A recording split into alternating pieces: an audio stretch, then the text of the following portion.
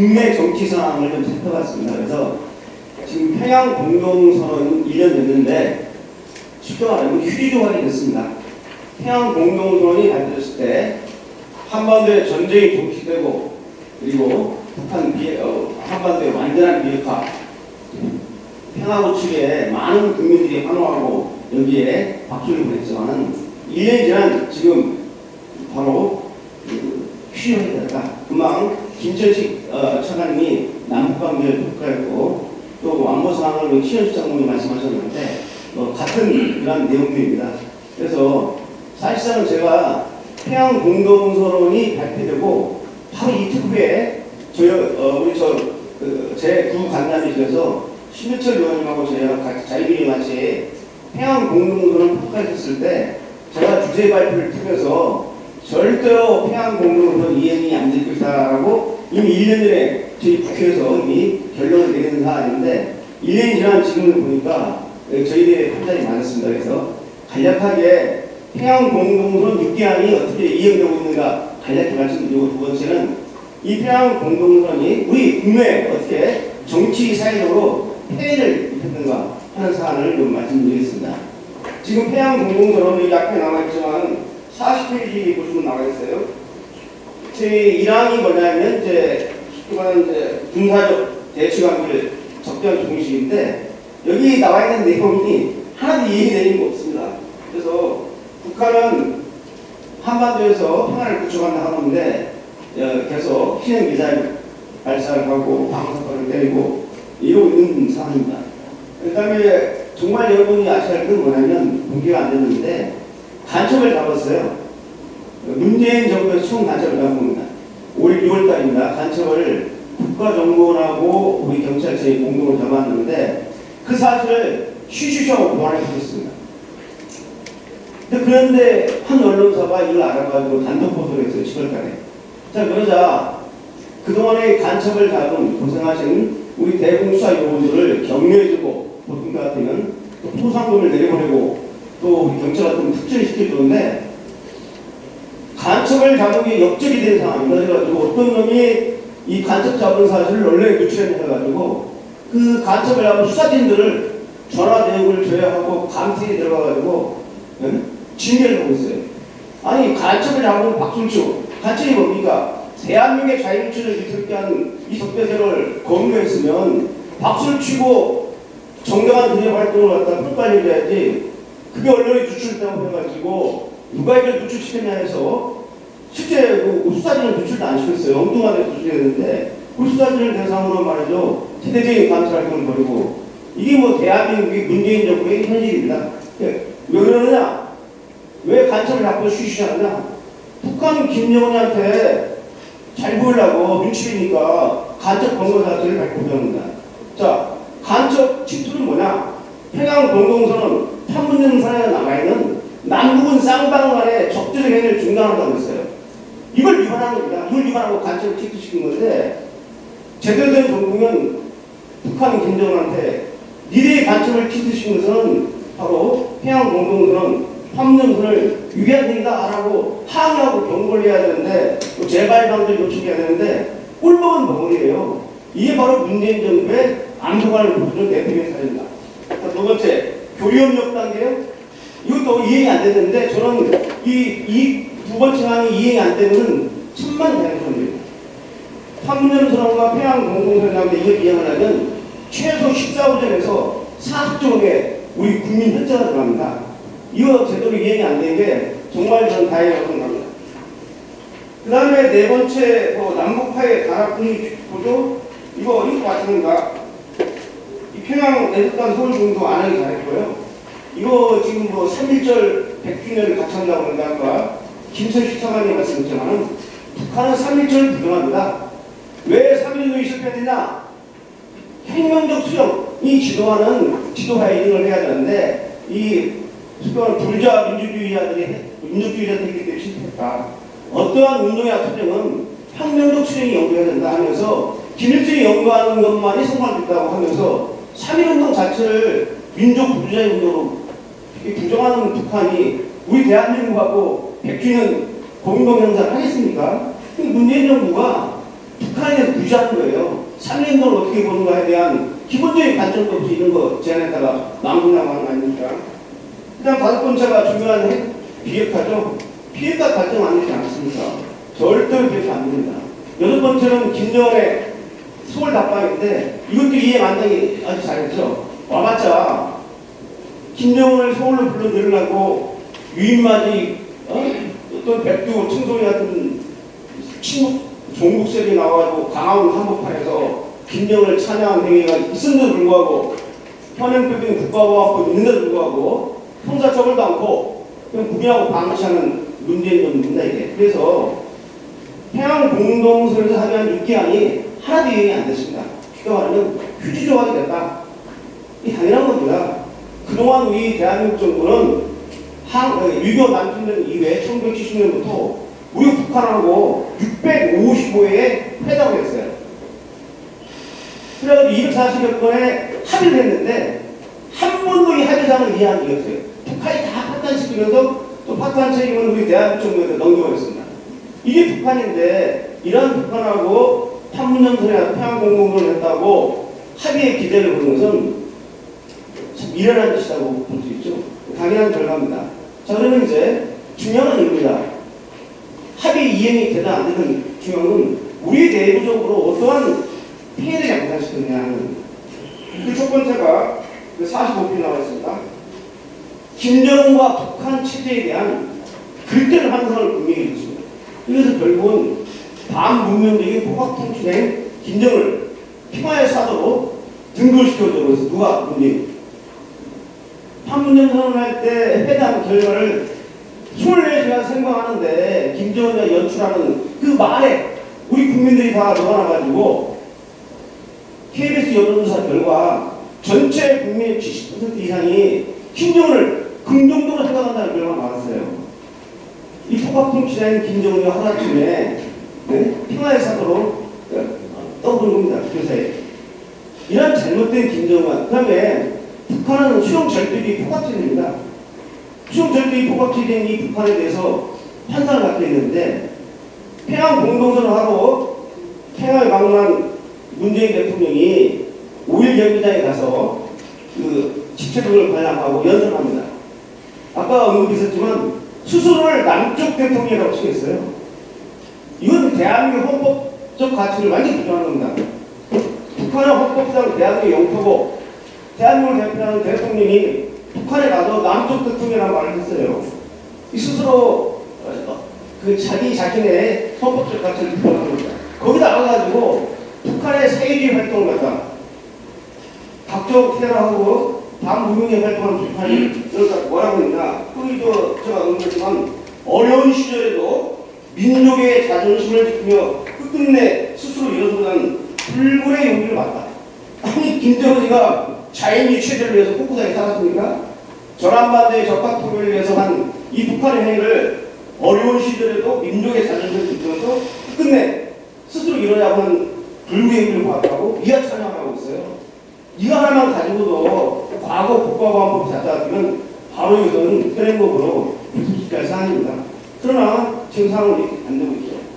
그 다음 두 번째는 뭐냐면 우리 국민들에게 북한 핵과 평화에 대한 글단 환상을 심어놓고 있어요. 판문점선언 평양 공동선이 나오는데 제가 오세인회장에 가가지고 이 평화가 위장평화다, 불종된 평화라고 하니까 그 세미나장에는 많은 학자들이 토론 시간에 저를 직접 응용합니다. 당신과 같이 이렇게 남북관계를 평화하고 이게 통일을 가져간다.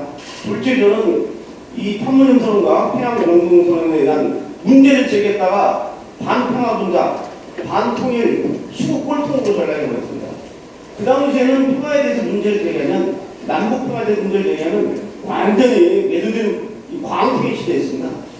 그렇지만 1년이 지난 현재 유동열이가 시작한 많이 봤죠. 우리 국민에게 그릇된 평화, 그릇된 북핵에 대한 인상을 심었다는 게 큰 문제입니다. 그 다음에 세 번째는 뭐냐면 결과적으로 대북 경계시라든지 국민들의 안보의식을 완전히 그냥 무너뜨려버렸어요. 무장해제시켰습니다.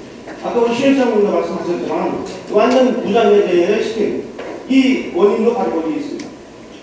그 다음에 더욱 심각한 것은 우리 내부의 이 국가 안보를 위협하는 요소들을, 체제를 위협하는 요소를 사전에 차단하고 검증한 기능을 가진 대공수사권, 이 안보 수사권을 완전히 무력화시켜버렸습니다.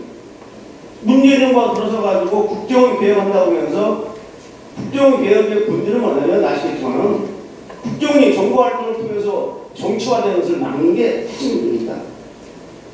그것이 국정개혁의 본질인데 이것은 뒤로 제껴놓고 마치 대공수하고 간첩을 하는 대공수하고이 만학을 저리는 양 내부 적폐 감찰을 하면서 국정원의 대공수사권을 경찰에 넘긴다고 해서 완전히 부셔버렸어요. 그 다음에 두 번째 우리 경찰도 마찬가지입니다. 경찰도 제가 25년 동안 경찰에 소속돼서 활동을 했지만 경찰의 대공기능을 완전히 부셔버렸어요. 보안경찰, 간첩의 보안경찰 이름을 갖다가 100여 명이나 죽여버리고 정보보안과로 토플레어를 하고 우리 경찰 대공분실의 분실을 갖다가 권총을 집어넣어버리고 이래가지고 대공 무력화하는 현상이 벌어졌습니다. 더 심각한 것은 국군 기모사입니다. 개헌 대비 문건을 가지고 청와대 대변인 기자회견에서 쿠데타 음모라고 단정을 줘가지고 국군 기모사를 없애버리고 또 군사안보주의사를 만들었어요. 그런데 민관 합동부사장이 개헌 대비 문건에 대한 수사를 철저히 했지만 쿠데타 음모는커녕 장교 2명을 갖다가 직권남용으로 불구속 기소를 벌였습니다. 말도 안 되는 그 나중에 정권이 바뀌면 국군 기모사 개헌 대비 문건을 갖다가 쿠데타 음모로 단정되어가지고 기무사를 해체시키는 사건은 분명히 단죄를 해야 됩니다. 자, 공안부도 검찰에도 공안부가 있습니다. 잡으라는 간첩 수사들이 많고 공안부가 나서서 적폐수사하는 약점을 두고 있어요. 공안 1부, 2부, 3부가 다 적폐수사로 변모되는 시점입니다. 이렇게 해서 안보수사를 부족화시켰고요. 그 다음에 다섯 번째는 아까도 제가 언급했지만 간첩을 잡는 것이 역적시되는 분위기 갖다가 우리 그 대공수사 부서내에다 많이 쓰였어요. 간첩을 잡아봤자 눈충을 보인단 말이야. 이게 어떻게 하냐? 간첩 잡을 필요 없죠. 지금 뭐하고 있냐?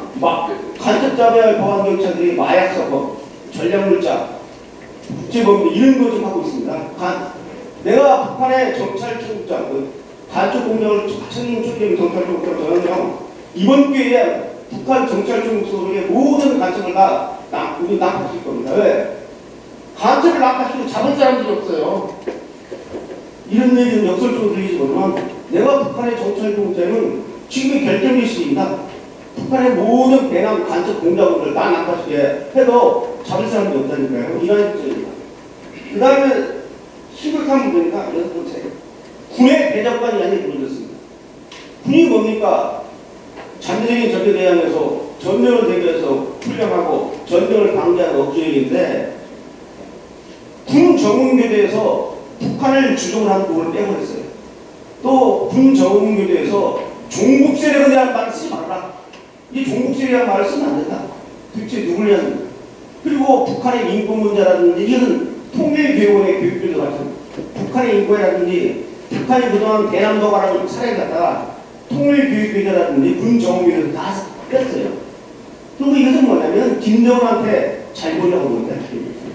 김정은을 의식해가지고 이런 주장을 좀 하고 있어요. 군의 대적관이 없어져서 누구랑 싸워야 할지를 모르는 시대입니다. 그다음 일곱 번째는 결국 이러한 것들은 우리 북한을 추종하는 이 종북세력의 입지를 강화해주고 도리어 우리 자기 애국지의 입지를 축소시키는 이런 역할을 하고 있어요. 그래서 마지막으로 지금 문재인 정부가 보여주고 있는 이 행태는 국제사회에서 대한민국의 국격과 신뢰를 완전히 무너뜨리는 일을 하고 있습니다. 한미관계뿐만 아니라 또 지소미아 문제도 마찬가지고 도대체 창피해서 대한민국이라는 말을 쓸 수가 없어요. 그래서 앞으로는 제가 일전에 글을 썼지만 이제 문재인 정부하고 대한민국을 분리해서 내야 된다. 문재인 정부 때문에 대한민국까지 수십 대만을 쫓겨내서 앞으로 달려있어요. 이제 문재인하고 대한민국을 분리시켜서 우리 대한민국 헌법 가치를 세대인들 해야겠다는지 제 생각은 이러한 내용들이 지금 현재 정치사회의 태입니다. 결론을 맺겠습니다. 지금 문재인 정부의 대북 정책을 보면 크게 네 가지 단계입니다. 일단은요, 북한을 자극하려고 많이 노력해요. 이제까지 했들고. 두 번째는 북한을 갖다가 눈치를 사야 됩니다. 아까 같이 간첩자고도 보도도 안 해요.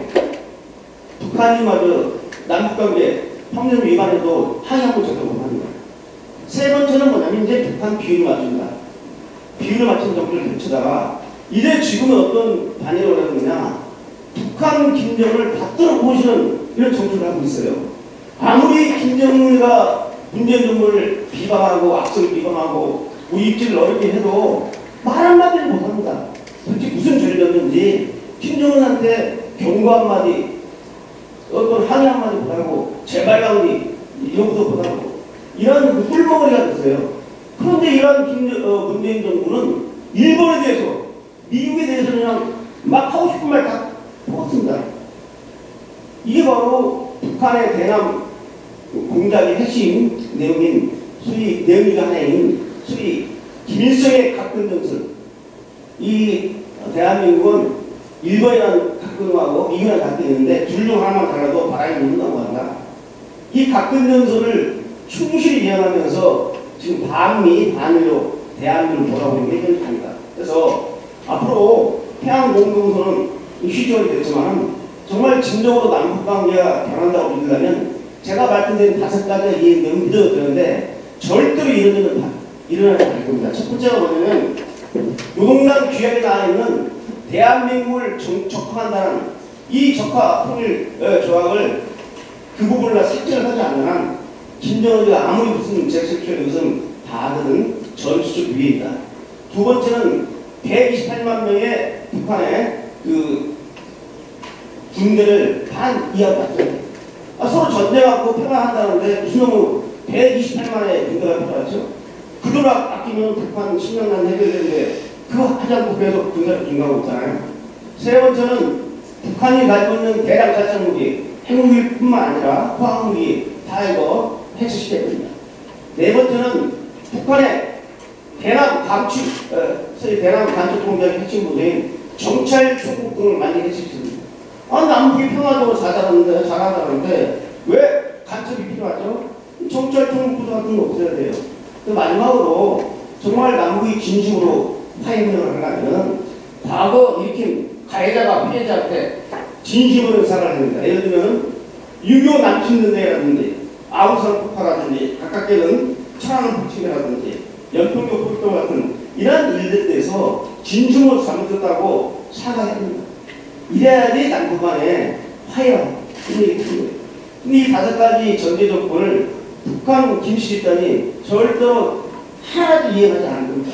따라서 앞으로 무슨 천지개벽에서 김정은이가 다시 대화의 장으로 나오고 평화를 외쳐도 그건 다 인정하다. 이게 평양 공동선 1년 이 현대에서 제가 평가한 내용입니다. 감사합니다.